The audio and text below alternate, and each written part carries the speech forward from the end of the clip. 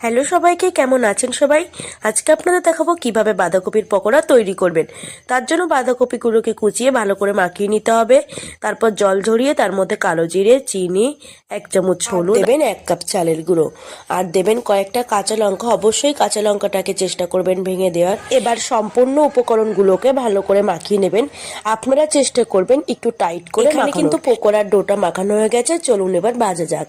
তার জন্য কড়াইতে পরিমাণ মতো তেল দিয়ে তেলটাকে ভালো করে গরম করে একে একে ছোট্ট ছোট্ট করে পকোড়াগুলো দিয়ে দেবেন। পকোড়াটা এবার লাল করে ভাজা হয়ে গেলে উল্টে দেবেন। এখানে কিন্তু আপনারা একটু লাল করে ভাজবেন, এর ফলে বেশ মুচমুচে হবে। তারপর তুলে নেবেন। এবার বাকিগুলো দিয়ে দেবেন। আপনারা চেষ্টা করবেন একটু ছোট্ট ছোট্ট করে দেওয়ার, এর ফলে বেশ মুচমুচে হবে এবং ভেতরটা বেশ ভাজা হবে। এরপর কিন্তু তুলে নেবেন।